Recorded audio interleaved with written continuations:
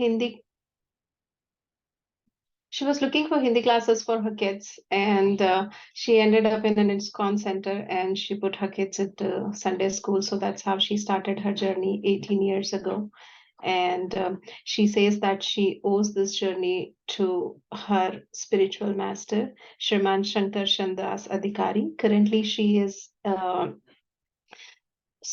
currently she is serving as a board of director at ISKCON of Bergen, and professionally she is a director of business intelligence for a German-based fragrance and flavor company. She gets invited to various libraries and yoga studios to conduct Meatless Monday classes as well as Bhagavad Gita classes. With that, without doing further delay, let's welcome Her Grace Arundhati Devi Dasi with loud Haribol. Hare Krishna Mataji, Haribol. Haribol. Haribol. Haribol. Haribol.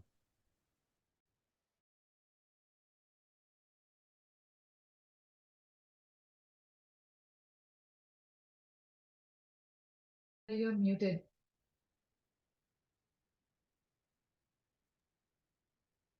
Hare Krishna Mataji, I think you're muted. I don't think she can hear us. I Oh, can. no, she's- I yeah, can. Okay, cool. Hare Krishna, everybody. I'm so sorry. Hare Krishna, thank you so much for inviting me to speak on this special day, especially on, two favorite pastimes, not only for me, but I'm sure for millions of devotees all over the world. Today is Bahulashtami as well as the appearance of Radha Kunda.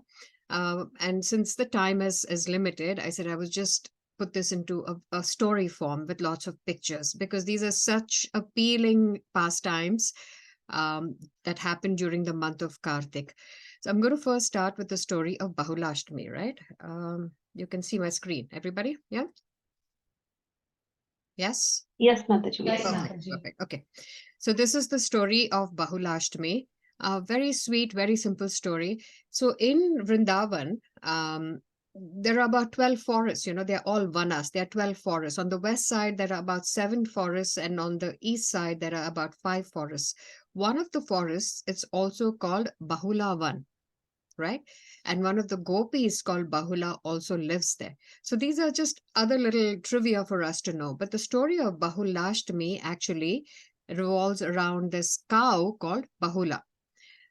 So this cow basically one day was grazing and it kind of moved further away from the rest of the herd, just kept grazing and moved further away till it actually came. This is actually a tiger. I'm sorry, there's a picture of a lion here. I didn't realize that.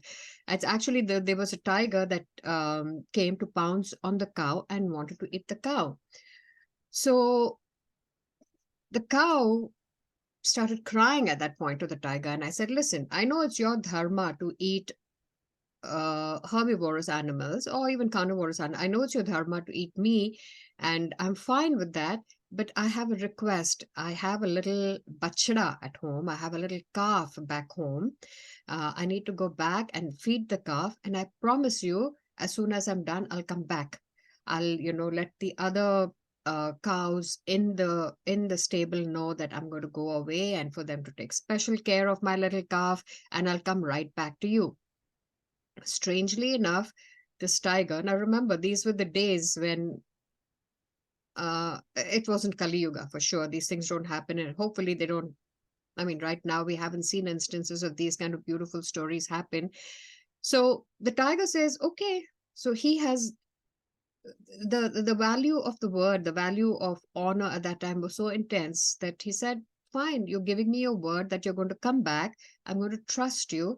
And he lets the cow go back.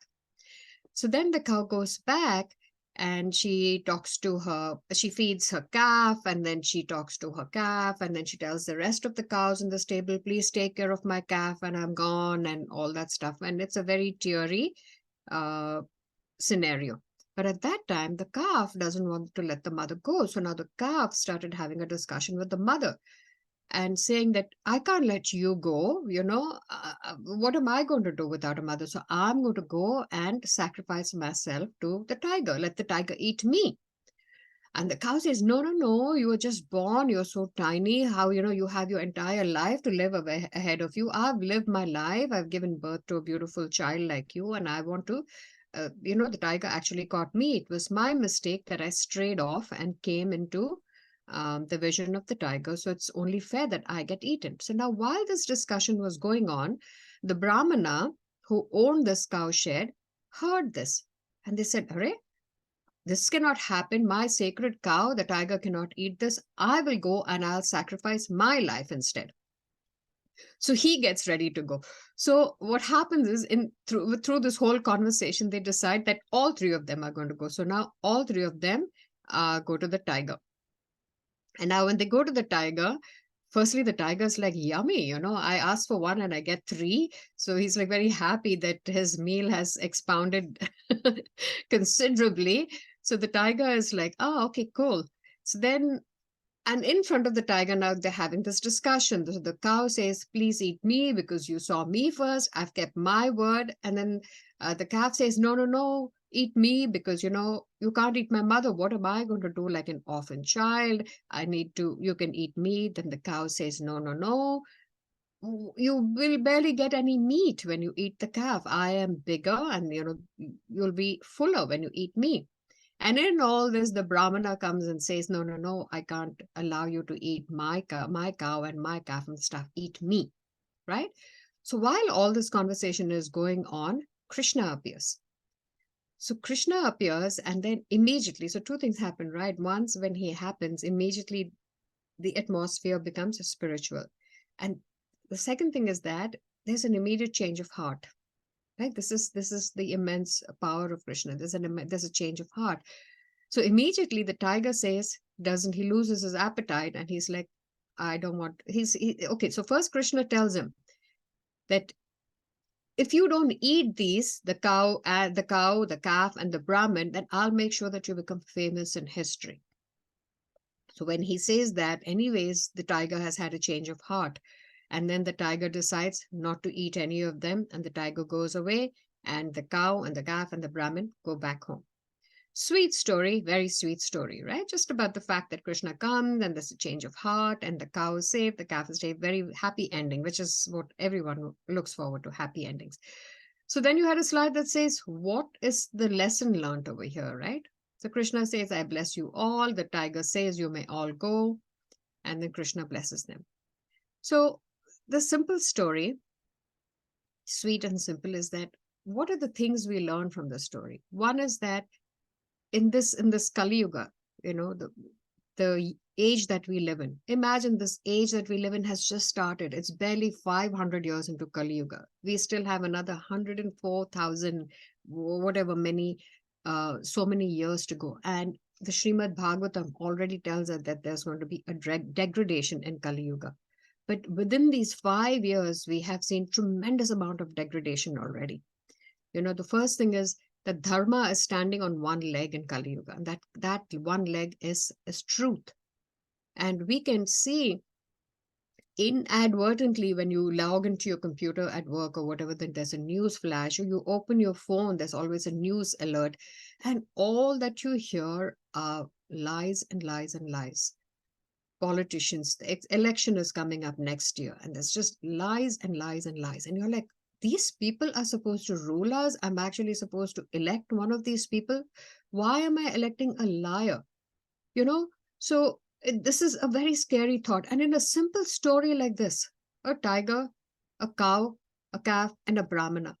Simple things we learn. When you say something, you keep your word. That's what it is, keeping your word. You don't say anything if you don't mean it. We have this entire jargon of diplomacy where we say, oh, I should say the truth, but I should not say it in a way it hurts, which is also what Prabhupada taught us, He said, but say the truth. We have to say the truth. So this diplomacy is coming. We're like, main karunga, main idhar hu. I'm like 5 minutes away when you're actually 30 minutes away. These are simple things that we just tend to do naturally. But it's not keeping your word, right? It's not honest. It's not truthful. So in Kali Yuga, especially as the center is growing and as we are going around preaching, we must remember that we have dharma standing on one leg in Kali Yuga, and that is the leg of truth. Must implicitly apply to everyone truth. Just say the truth. If you don't want to say, don't say anything at all, but say the truth, right? And if you think it's really going to hurt the other person and make that person turn away from Krishna consciousness, then we don't have to lie. There's a certain way to get that across. And 100,000 ways. Imagine there's a lecture going on in every single center today. Every single person is speaking about Bahulashtami. Every single person is speaking about the appearance of Radhashtami. And every single person is putting in their own realizations, putting in their own little situations. So there are thousands of ways for us to get the truth across, right? So that's a simple thing. Hare Krishna Mataji, sorry to interrupt you. Do you want to put it in the presentation mode? I could do that. Good idea. Thank you. I'm sorry to interrupt. No, not at all. You can see it? No, Mataji, if you can press F5, it should. Yeah. You can see it now? Okay. The thing is, then I don't get to see all of you. I miss you. But anyway, okay. So let's just do it like this. Oh, it's in presentation mode with like the speaker notes. So you can see like all the different things. Yeah. No, it's okay. This is fine. If this works for you folks, it's fine. It's okay? Oh, no. I think like this view is way different compared to the regular slideshow view. So if you could exit this one and then just go into maybe hit the X in the corner. And then if you go under slideshow at the top. Oh, slideshow at the top. Okay. Yeah. Yes. Next to animations. And then from current slide. Towards your left, Mataji. From Yeah. current slide. Yeah.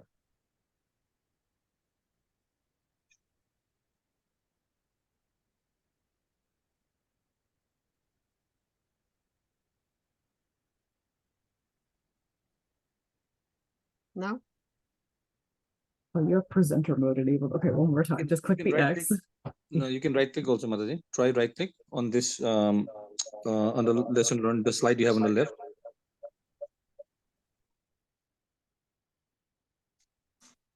No, you know what's happening is that I have two screens going on over here. So I think it's No, showing the screen on my no. laptop instead of showing the screen on.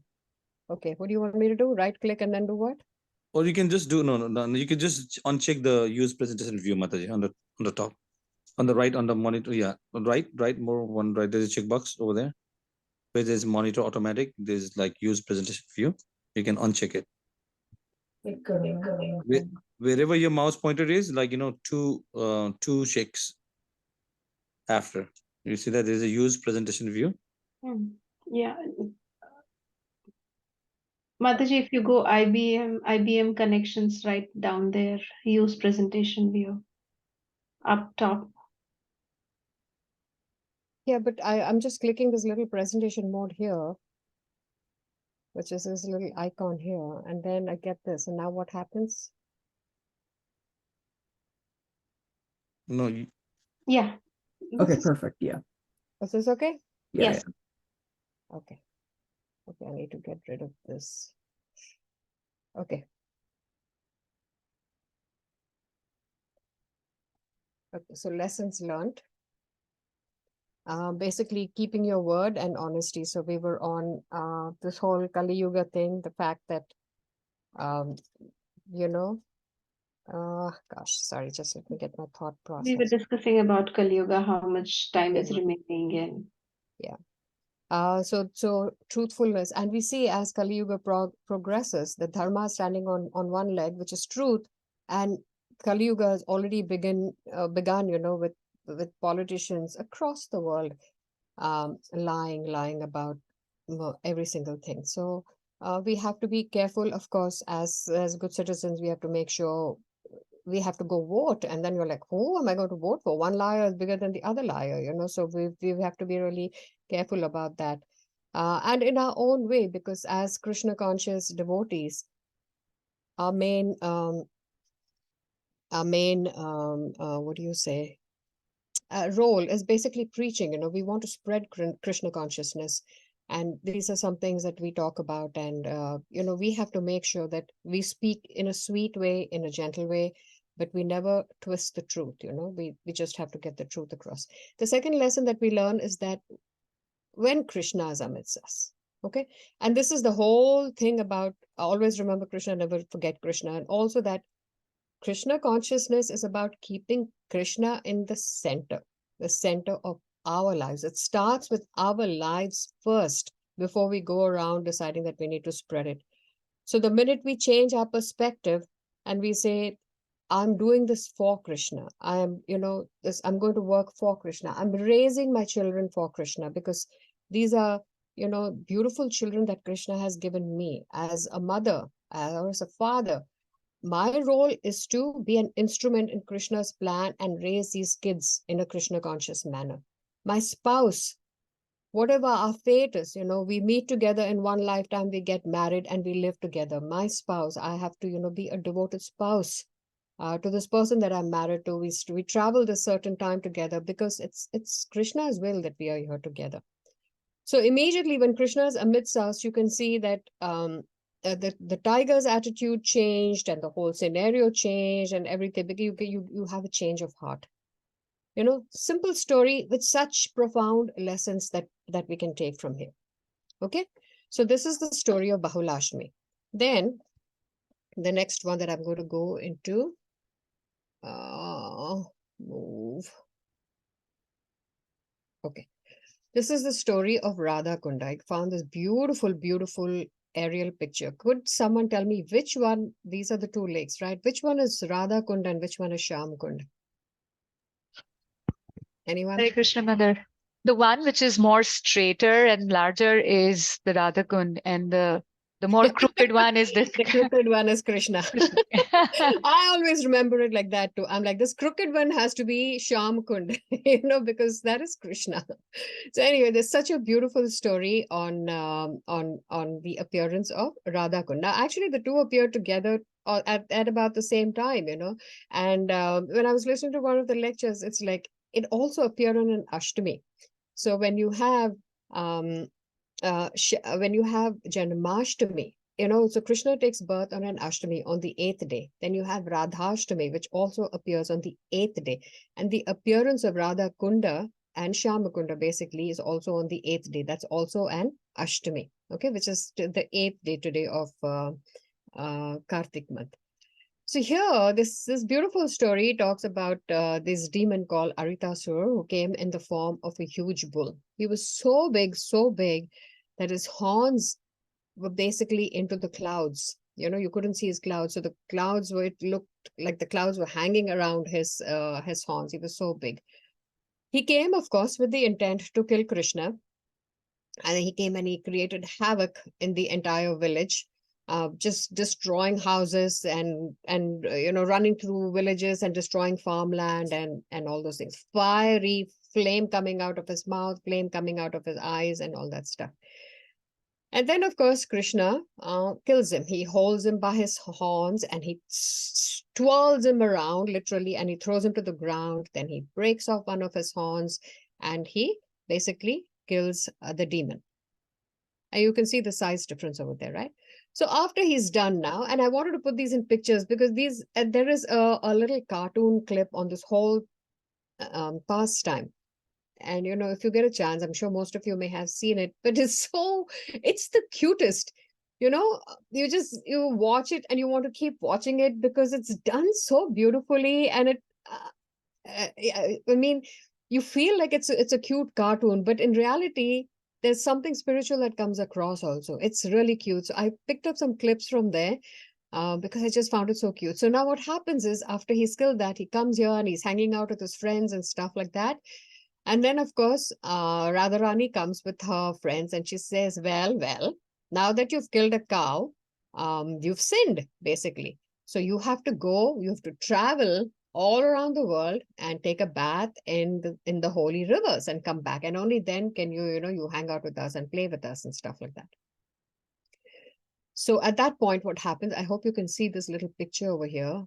So then what happens is Krishna's like, am I going to do that? So of course not, because he doesn't want to leave Vrindavan at this point yet.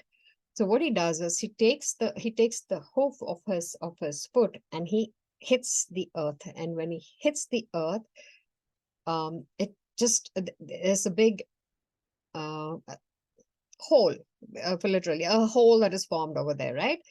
And then now he's like, now what do I do? Now how do I fill this up with water? And immediately he asks the 6 holy rivers to come in there and to fill his little trough that he's created with water, with the holy rivers. And here this beautiful picture of these 6 rivers. So you have, they all come in there, they pray to him, and then they say, Krishna, you have invited us to come and be a part of your kunda, of your lake.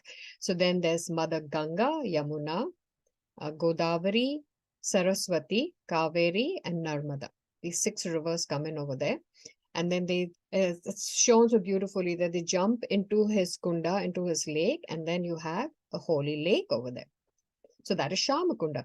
So then Krishna jumps into that lake and he has a bath and he's like, yeah, now I'm purified. Now I'm ready to play with you folks again. Right. But when he does that, what happens is, so hold on a second. So when he comes out and he says, but then when he comes out, he says, now guess what? You girls, you sided with the demon. So you have sinned. So now you have to have a bath in the sacred rivers too. And then he says, you are more than welcome to jump into my lake and cleanse yourself. But Radharani says, no, there's no way we are going to jump into your lake because you have contaminated it now by jumping into it. So she says, we'll make our own lake. So then what they do is they take their bangles and they start digging the earth, trying to make a hole in there where they can fill it with water. So look at this. Look, this picture is so beautiful. Here is Shamakund, right? And here these poor gopis are struggling to create their own lake over here. And after the lake is created, they're exhausted already. And they're like, now what do we do? So then what they do is that Krishna says, oh, would you like to take some water from my lake and put it into your trough? They said, no. Because, it's an ego issue now. They're like, no, we'll fill our own little lake with water from wherever. So they actually they make a line from here to Manasi Ganga. And they have their little pots and they say, we'll get water from Manasi Ganga to fill into this. And then they've set up this line and then there are all these gopis, one filling the water and passing on the pot, and then they try to fill that little lake that she's created now. And it's exhausting because the minute they pour the water, the earth is absorbing the water. So this is, and Radharani says, this is going to take us a lifetime. So at that point, what happened? Krishna quietly tells the rivers to please come in there.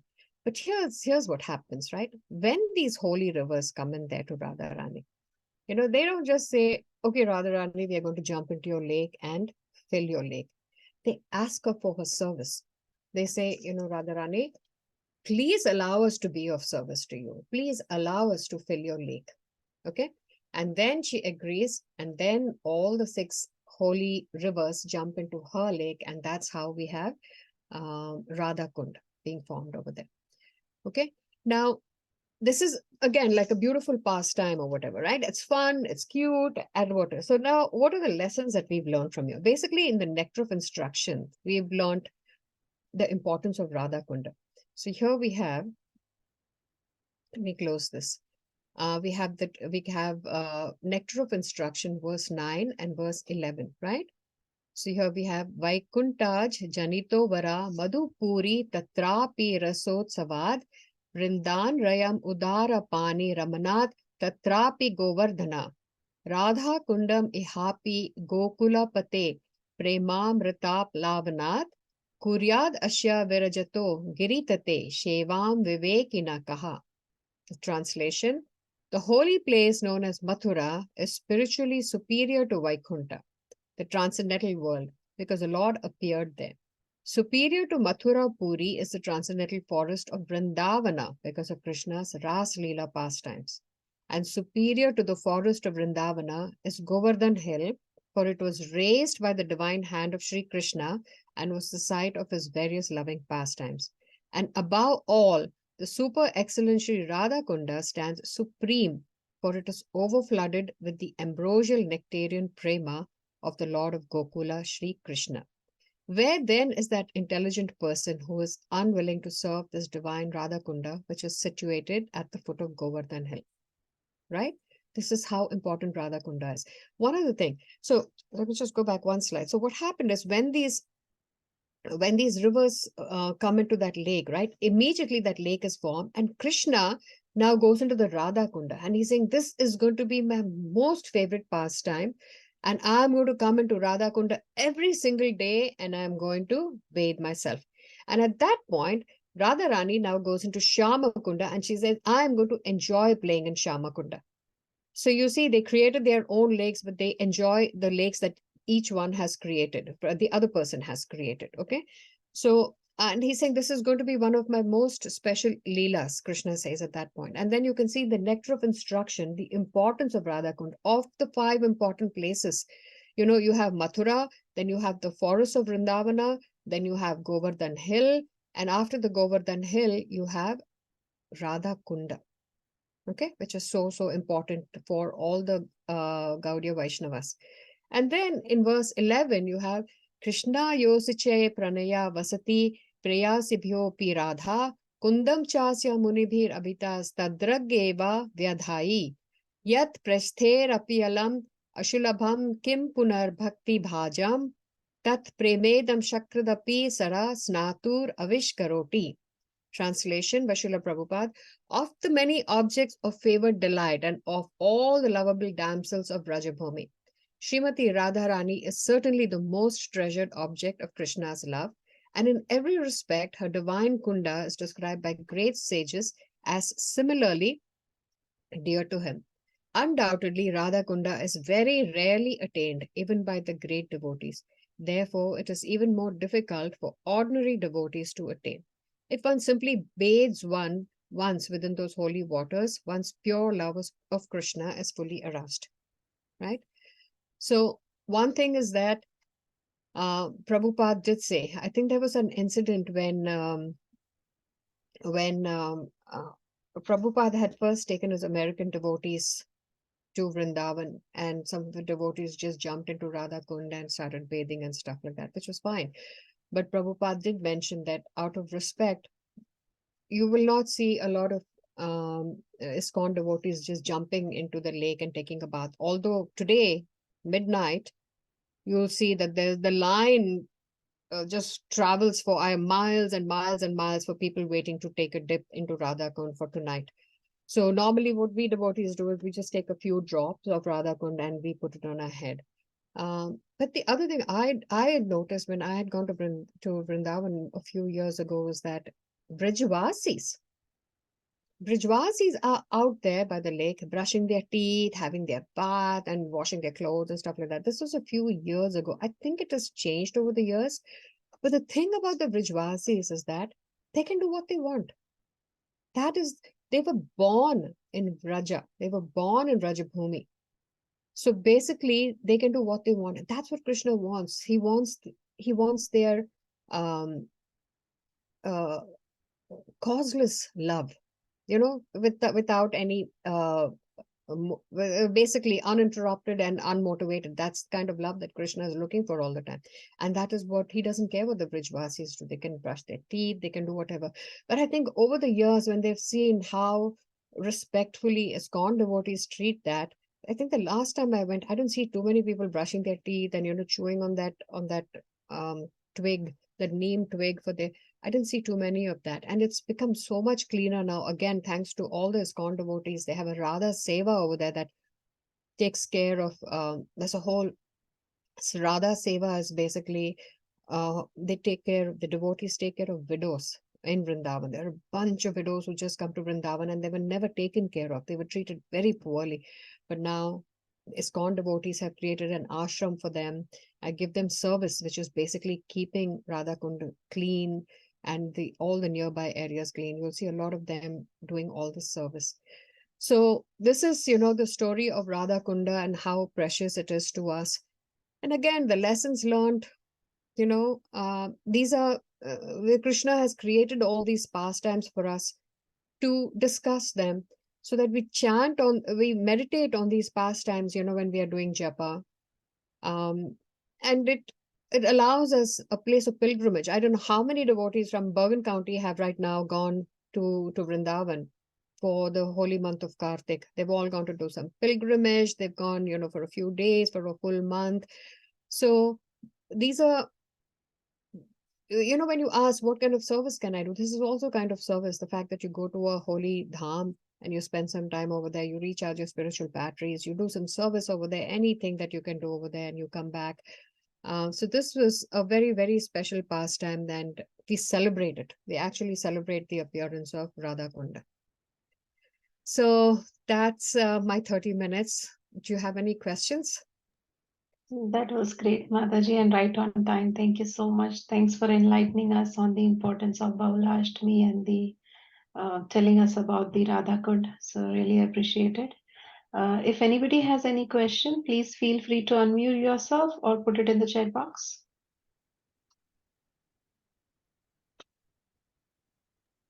Hare Krishna, this is Sushila Gaurangi. Thank you so much, Mataji, for making the time in your busy schedule to be with us here today, this morning, and talking about such a wonderful pastime. I had a really quick question, maybe not so quick, but I did get a chance to visit the Kunds in Vrindavan last year, but I was also wondering if you could kind of explain like the mood with which devotees should approach the Kundas when they visit them in person, if they get the chance to. So when we went there, I think we went just before COVID, right? The mood that we go in, obviously you go in there, and whether you, whatever, here's what happens, right? And I must tell you a very, very personal story. It's a very personal story, and I want to share it with my dear devotees over here. My Prabhu is, borderline devotee. He's here, there, or whatever. So when we went to Radha Kund and we said, okay, we are going to do the Govardhan Parikrama. So now he's a runner. Most of you know that. So he has got his sneakers on, he's got his running gear on and everything. And we go, okay, we first go to Radha Kund and we start from there. And this is the amazing part, right? As devotees, we already have an idea of what we are going to do, but this is the power of the kundas. So we go to the kundas. Obviously, he has to take off his shoes, right? Which is not a big deal. I mean, he goes, takes off his shoes, and then there are 100 pandas who come running to you and want to do this and that or whatever. So we go, we sit over there, and they do the tilak and everything. And then we come out from there. And then I'm like, okay, now he's going to wear his shoes, and then we're going to start the walk, because he was planning to run. And I'm like, okay, I'm going to walk. I'll catch up with you, Because what he normally does is he runs, he comes back, he runs. So that was the whole plan. But when we got off from Radha Kund, he took his shoes, he tied them, and he put them onto his backpack or whatever. He took off his socks and he tied them. This is the power of these kundas. So thank you for asking that question. We go with the mood of just going and doing dandavats, taking a few drops, putting it in our hands, and just feeling the kunda, because normally this is all in reverence for us. We don't want to just jump into a kunda. Some people do, which is fine, but a lot of them, it's just awe and reverence, and we do dandavats at Radha Kunda. So that's the mood that we go in, but the power of the kunda is something else. It's really amazing. Thank you for sharing that, Mataji. Thank you. And thanks for the wonderful question, Sushila Gaurangi Mataji. Anybody else? Okay. If nothing else, then we can end the call. Thank you all for joining. Thank you so much. And you have a wonderful rest of your day. Those who are in New Jersey, see you all in the evening at Temple Program. Hare Krishna. Hare Krishna. Hari Bol. Thank you Hare for this Krishna. Hare Krishna. opportunity. Hare Bol. Hare Krishna. Thank you, Mataji, Thank for you, an Mataji. amazing Hari Bol. lecture. Hare Thank you. Bol. Hare Bol.